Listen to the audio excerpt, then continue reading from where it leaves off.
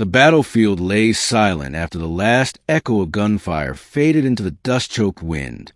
The clash between the human colonists and the alien Corelli had raged for hours across the ruined plains of Seraph 9, leaving behind scorched metal, shattered bodies, and craters that steamed under the twin suns. In one of those craters, barely breathing, lay First Spear Arinya of the Corelli vanguard. Her once pristine armor was torn and blackened. Her left leg was simply gone, blown off at the knee in a direct strike from a human plasma grenade. Blood seeped into the earth. She couldn't move. She didn't want to. Arinya was proud. Once, she had led hundreds into battle. She had fought humans with fury, cursed their strange compassion, mocked their clumsy technology. But now she was broken, left behind in the chaos. Her unit had retreated. She was alone. She closed her eyes. Death would be better than shame. Then footsteps. She reached for her sidearm, but her hand was numb. A shadow loomed over her.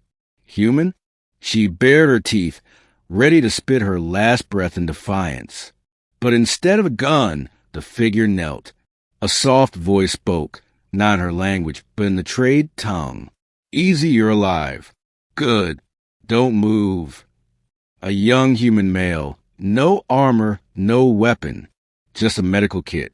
His face was smeared with dirt and sweat. He looked no older than 20. She blinked. Why are you here? You're injured. Badly. He didn't wait for permission. He unrolled a tourniquet and began wrapping her thigh with practiced hands. I'm a field medic. Name's Elias.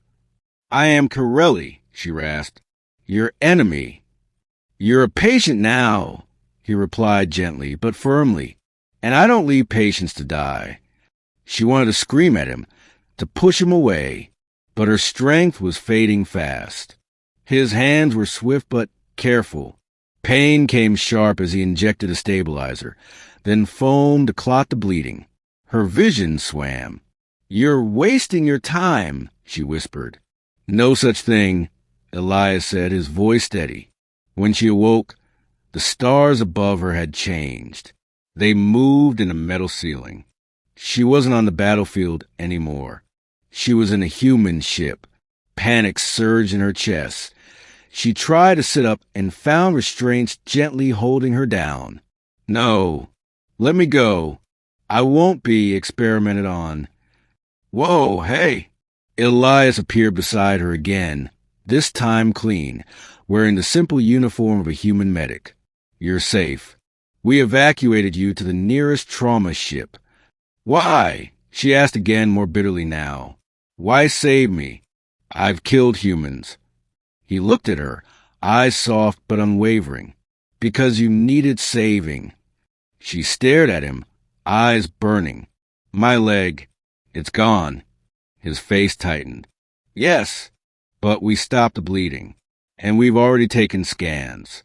There's a synthetic prosthetic being printed for you. Why? She repeated. I don't understand. What do you gain? He shrugged. You get to live. That's enough. Recovery was slow. Elias visited her every day. At first, Arinya refused to speak. She sat in silence, her pride wrapped around her like a shroud. Her people didn't believe in artificial limbs. A warrior who lost a limb lost their right to fight, to lead, to belong. She was disgraced, and now kept alive by a human. A young, foolish, kind human. Still, he talked to her about her physiology, asking careful questions about neutral things like stars and storms. He offered stories of Earth, of forests and oceans. And slowly, she found herself replying. Then came the day her prosthetic arrived. It wasn't a crude replacement. The limb was sleek, curved in the Corelli fashion. It connected to her neural system seamlessly. Human engineers had studied her anatomy to design something that honored her biology, not just replaced it. She sat staring at it. I asked them to follow your people's aesthetic patterns. Elias said quietly, I hope it feels like it belongs to you. She turned to him. Why go so far? Because you're not just a patient, he said. You're a person. Walking again wasn't easy. Pain, ghost limb sensations, and doubt clawed at her mind. But Elias was always there, offering a hand, a word, a silence when she needed it most. What if I return to my people? She said one day, and they reject me? Then they don't deserve you. She blinked. You speak boldly for someone so young. I've seen enough people die to know what matters, he replied. She didn't answer, but she didn't stop walking either. 3 weeks later, she stood in the ship's hangar, fully dressed in simple robes. Her armor had been lost, but Elias had managed to preserve her crest pendant. It now hung around her neck. She touched it gently. My people have agreed to retrieve me, she said. He nodded. That's good. They may not accept me. He smiled faintly. Then come back. You've always got a place here. With us. She stared at him.